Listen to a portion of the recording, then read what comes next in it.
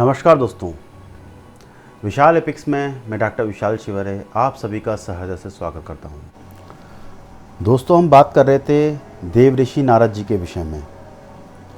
आज हम उसका भाग 2 बनाने जा रहे हैं।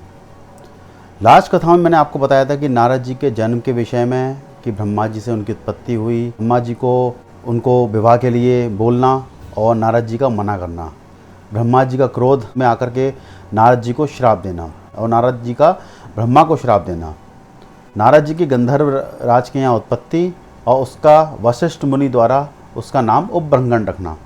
अब इसके आगे की कहानी हम आपको बताते हैं। वो बालक बहुत तेजस्वी था। वशिष्ठ जी ने उसके तेज को देखते हुए उसका नाम उपबृंहण रखा। उपबृंहण का अर्थ होता है उप शब्द का अर्थ होता है अधिक और ब्रह्मण शब्द का अर्थ होता है पूज्य, जैसा कि ब्रह्म वैदिक पुराण में को वर्णन मिला। तो वशिष्ठ जी ने इस आधार पर उसका नामांकन किया।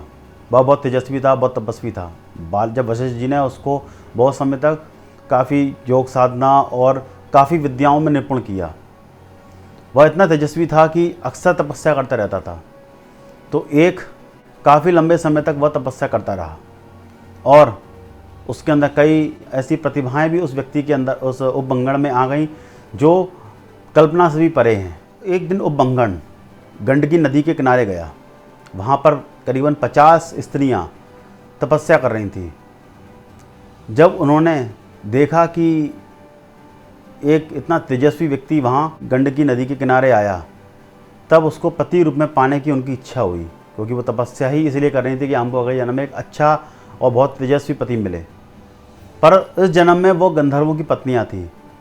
उन्होंने अपनी तपस्या के द्वारा अपनी योग साधना से अपने शरीर त्याग दिए और अगले जन्म में चित्ररथ की पुत्रियां बनी। भगवान श्री कृष्ण ने गीता में कहा है कि गंधर्वों में चित्ररथ मैं हूँ। तो उन्हीं सब स्त्रियों ने चित्ररथ के यहाँ जन्म लिया, वो उसकी पुत्रियों के रूप में। कालांतर में जब वो स्त्रियाँ सब बड़ी हो गई तो उन्होंने गंधर्व राज के पुत्र उपबृंहण से उनका विवाह कर दिया। उपबृंहण करीबन 3 लाख वर्ष तक उन स्त्रियों के साथ उसने विहार किया। 3 लाख वर्ष, और उसको कभी भी उसका यौवन अवस्था उसकी बनी रहती थी। 3 लाख वर्ष व्यतीत होने के बाद देवलोक में एक बहुत बड़ी एक नृत्य का आयोजन हुआ। उसमें उपबृंहण को बुलाया गया क्योंकि वो संगीत का बहुत निपुण व्यक्ति था। उपबृंहण उस देव सभा में गया जिसमें देवता, गंधर्व, ब्रह्मदेव आदि सभी लोग उस सभा में मौजूद थे। उपबृंहण ने अपने वाद्य यंत्र को शुरू किया और वहाँ पे कई अप्सराएं नृत्य करने लगी उसके संगीत को सुन के। फिर बहुत समय तक संगीत जब चलता रहा, तब रंभा नाम की एक अप्सरा उसके संगीत को सुनते ही नृत्य कर रही थी। तो बार बार उपबृंहण का ध्यान उसकी तरफ जा रहा था। इससे संगीत के सुर में विघ्न पैदा हो रहा था। ये सब देख देवता लोग उपबृंहण पे हंसने लगे। जब हंसने लगे तब ब्रह्मदेव ने उपबृंहण को देखा और वो समझ गए ये मेरा पुत्र नारद है जो उपबृंहण के रूप में जन्म लिया। तो इस तरह का अपमानजनक व्यवहार किया तो ब्रह्मदेव को भी उस वक्त क्रोध आ गया और उपबृंहण को श्राप दे दिया कि तुम अपने शरीर को त्याग करके शूद्र योनि में उत्पन्न होगे। और ब्रह्मदेव वहाँ से चले गए।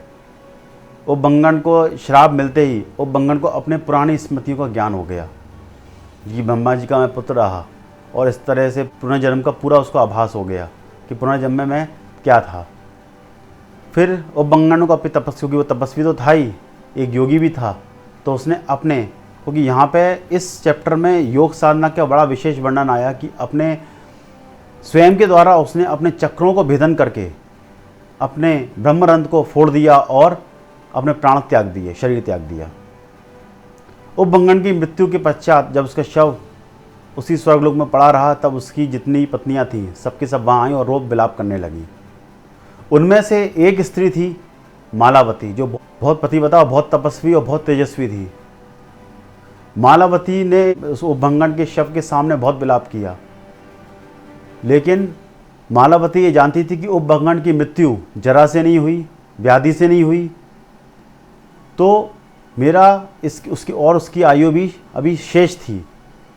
उससे पहले ही ब्रह्मा के श्राप से वो मर गया। तो मालावती बहुत क्रोध में आई और उसने सभी देवताओं को श्राप देना शुरू कर दिया। जिस जिस देवता मेरे पति पे हंसे हैं उन सबको मैं श्राप दूंगी, सबको मैं श्राप देती हूँ, चाहे वो कोई भी हो, और ब्रह्मदेव को भी मैं श्राप दूंगी। एक सती का श्राप पूरे सृष्टि में हाहाकार मचा देता है। देखते देखते सारे देवता वहाँ से भागने लगे डर के, पर उसके वो पूरे देवलोक में भागती हुई सबको उसने कहा कि मैं सबको श्राप दूंगी। सभी देवता घबरा के ब्रह्मदेव के पास गए और ब्रह्मदेव को इस बात को बोला कि मालावती आपको श्राप देने आ रही है, हम सब देवताओं को श्राप दे रही है। ब्रह्मदेव भी इस बात से बड़े चिंतित हो गए और शिव की शरण में गए, और शिव जी भी इस बात से चिंतित रहे कि तब उन्होंने कहा कि एक बार हम विष्णु की शरण में चलते हैं।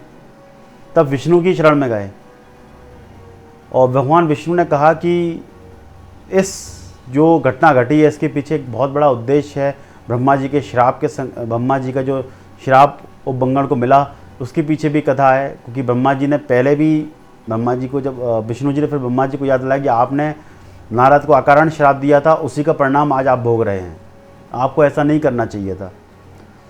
सभी देवताओं ने कहा कि विष्णु जी कुछ तो अपन को करना होगा, नहीं तो मालावती पूरी दुनिया में हाहाकार मचा देगी। दोस्तों, इसके आगे की कथा अब मैं आपको अगले अध्याय में बताऊंगा। क्या मालावती सभी देवताओं को श्राप दे देगी? क्या सृष्टि का विनाश हो जाएगा? इन सब के जवाब आपको मैं अगले अध्याय में दूंगा। और उसके पश्चात नारद जी का क्या हुआ उसके विषय में भी आपको अगले अध्याय में बताऊंगा।